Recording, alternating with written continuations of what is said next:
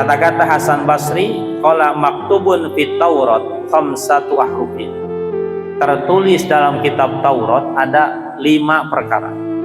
Yang pertama, annal ghaniyata fil qanaah, bahwa sesungguhnya namanya kaya itu adanya dalam sifat qanaah.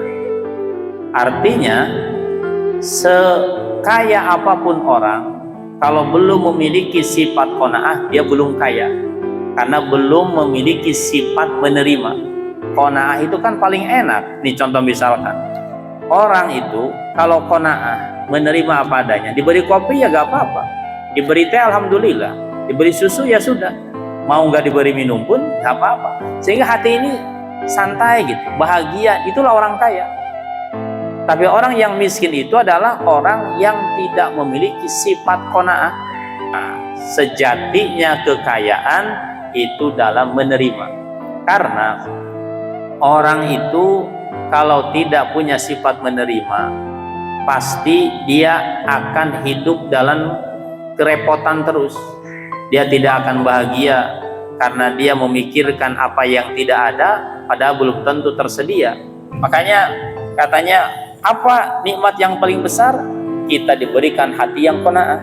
Tapi urusan dunia harus qanaah, cukup dengan apa yang ada.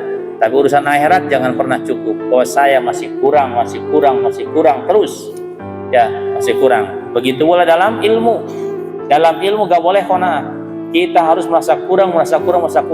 Makanya dalam sebuah kitab disebutkan bahwa seseorang itu harus selalu mengingat kematian, kecuali thalibul ilmi, kecuali santri. Kemudian yang kedua, wa anna salamata fil uzlah, keselamatan itu ada dalam menyendiri.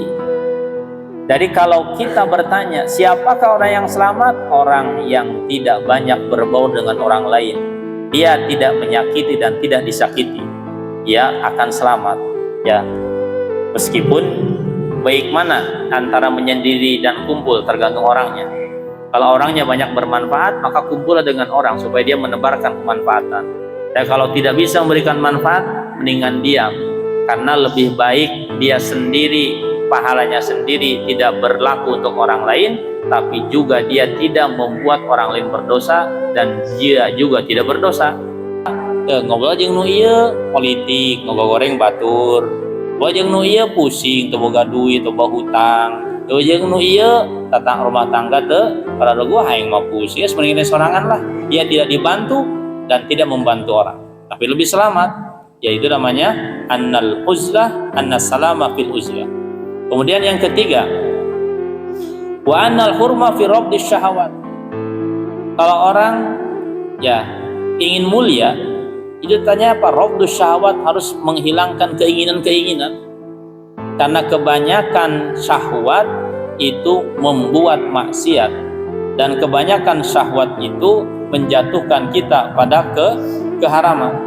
Keinginan-keinginan itulah yang membuat orang menjadi bingung sebenarnya.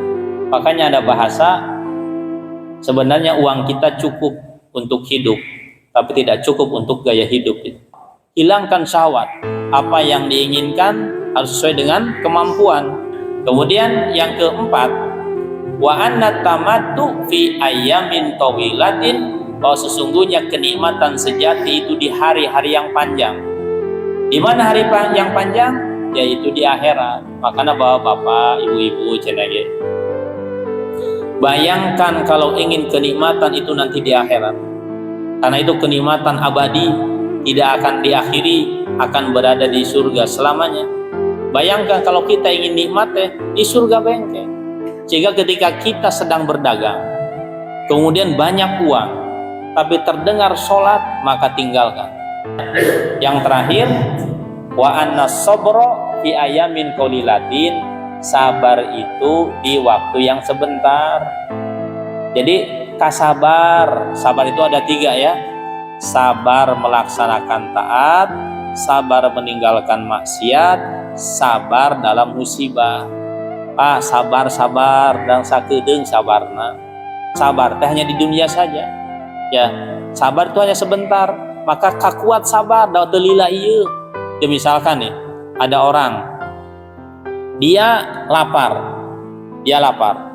Kemudian dia ingin mencuri. Bayangkan, saya harus sabar tidak mencuri. Kemudian tidak mencurinya itu menyebabkan dia mati, dan akhirnya kematian itu menyebabkan kenikmatan yang panjang.